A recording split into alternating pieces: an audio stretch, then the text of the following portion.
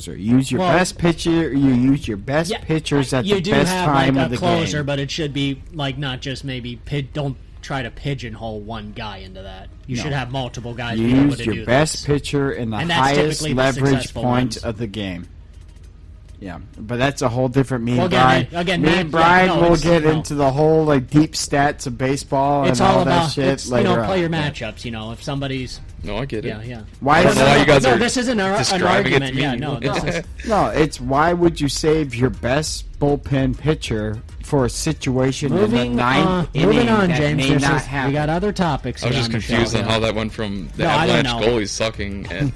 Well, because to make it work with Brian, I had to tell I had to make it into baseball. I think out loud a lot, so I had to translate hockey into baseball for him. So, all right, moving on. I picked out couple different songs that are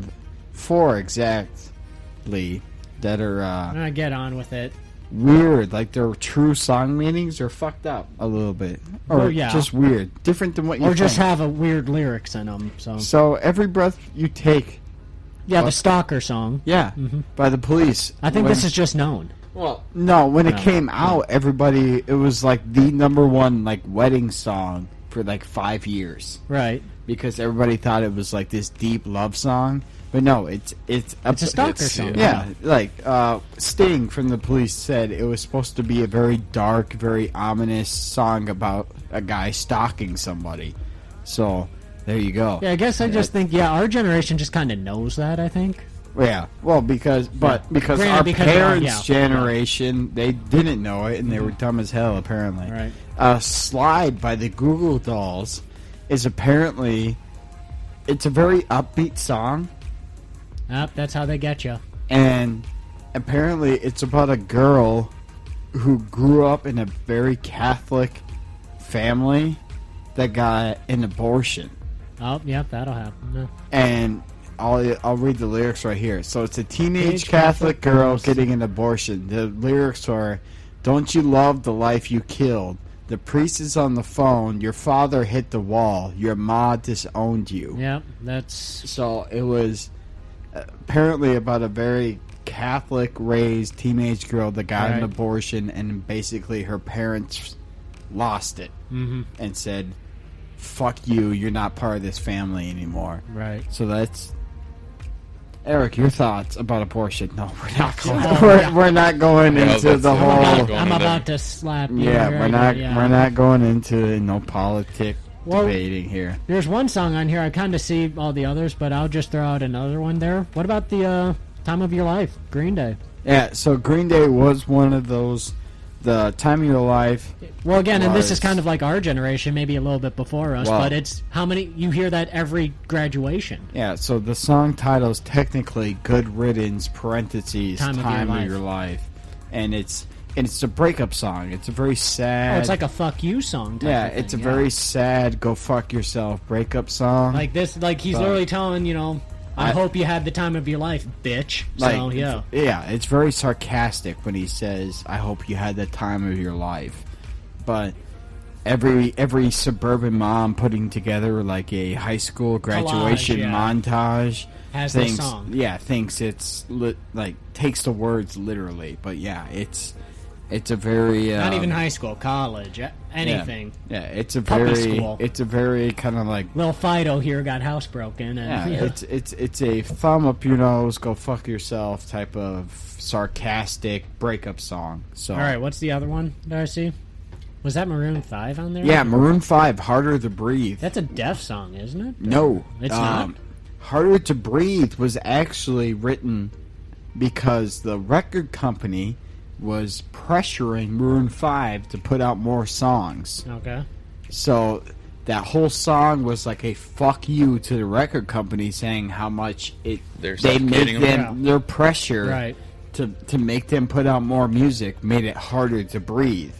So they just needed just a time to sit back. Yeah, but now looking back, he's always said, "I'm glad they gave us that pressure because we were putting out good music." But it's just a whole song about how... Well, they were just so overwhelmed. I mean, that's when they were just starting out. That was songs about Jane, which that whole album was... That was a great album, I'll just say that. That's their only good album, is... That whole album was... Literally, Jane was a woman that Adam Levine just broke up with. And he named that whole album after her and kind of like breakup songs with her and everything. Yeah, and so that's as close as I can get to Adam Levine right there. Harder to breathe. I'm gonna try. I might need you to hoof me in the balls or something. We can try get higher. So Harder to Breathe was like the only song that wasn't related to Jane. It was the record company is like trying to get us to crank out all these bullshit songs just to make another record type of thing. So this is my fuck you to the record company song. So it worked out for them. It was I think Grammy nominated song. And then lastly, You're Beautiful by James Blunt.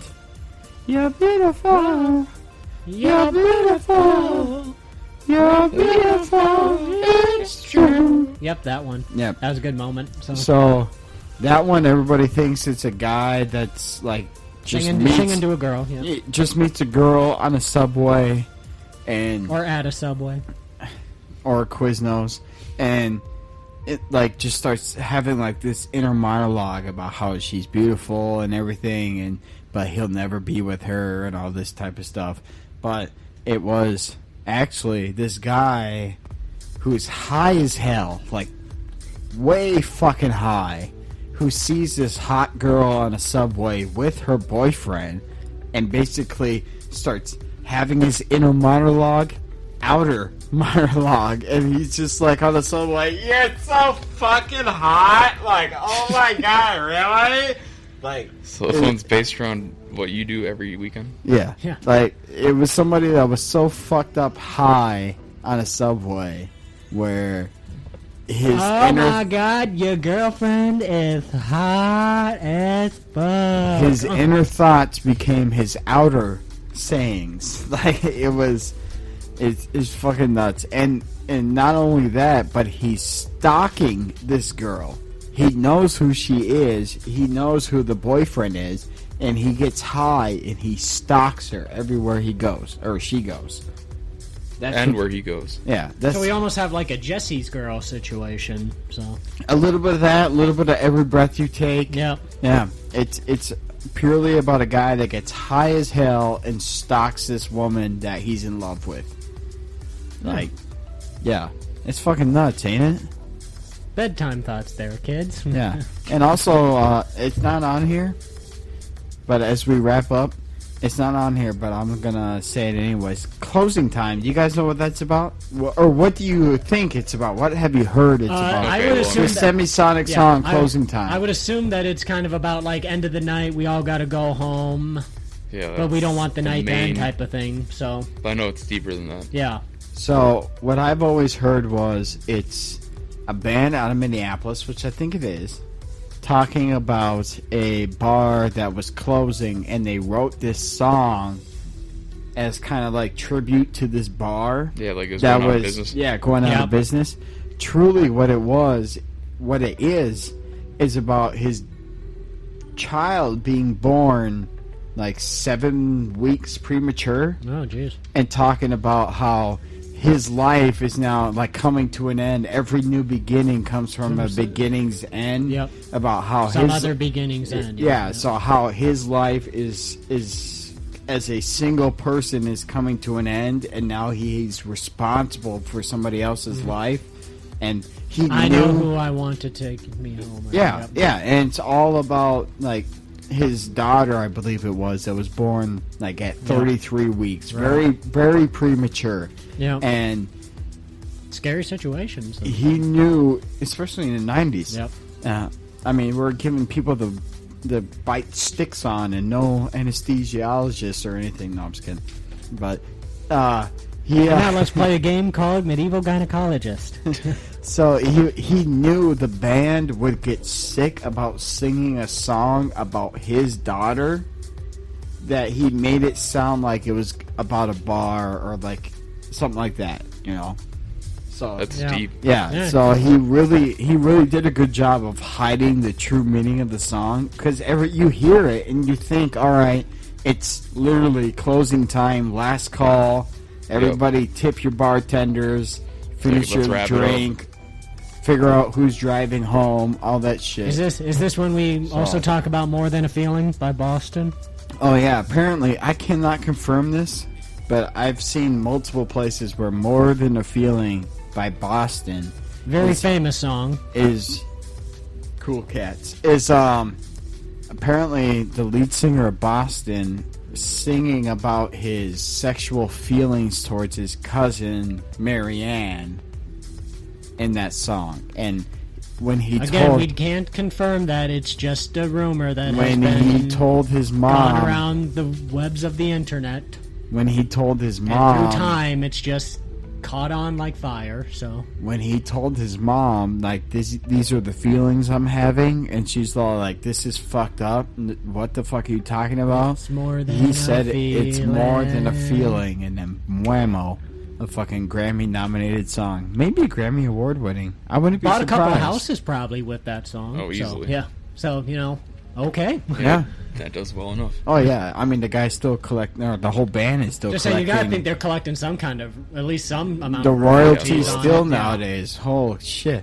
Well, I think when it comes to like the TV shows and like the syndication type deals, you know how like the reruns played. I think they said like Friends was one of the first ones where they were really getting paid, like a lot of money. Like I think the 6 cast members of Friends still get $15 million. Did I hear? I wouldn't be surprised. Just from all the other shows just from the channels just that like play this, yeah. Well, look at like I don't think like people think about like MASH or like the Cosby Show. I don't think they were getting a lot of money. No. Some of the other like Bill Cosby might have been back in the day. Not so much anymore for obvious reasons. But like again, I don't know about like Seinfeld or anything like that. I would imagine like Jerry Seinfeld, Larry David are still collecting a penny from that. I don't know about the other ones though. I would assume. Depends on what. Again, I would assume because I think I heard somewhere that Friends was the like TV show wise that started all this. I don't know if music was the same or not, but because I think didn't Prince have like a big legal battle years ago about songwriter royalties or his family did. Yeah, his well, I think his family's having family stuff right now. Yeah. So.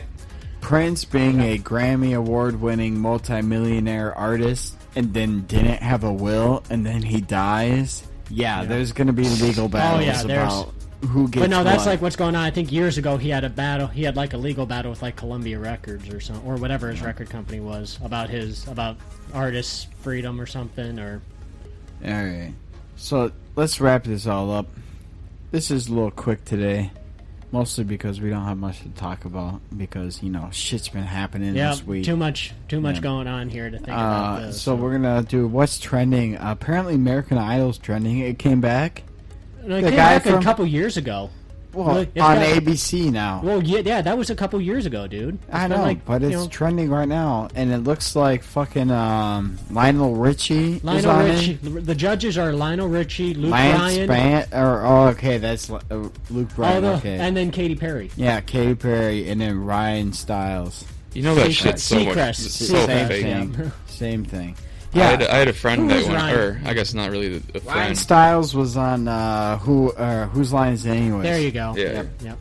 I had a person that I know that went on it, and essentially the news network was like, hey, if you want to be on TV, make a fool of yourself. Do whatever you can to make a fool of himself. That's like he's a tap dancer. He does like the sticks, like the juggling and everything. Gotcha. That. Yep.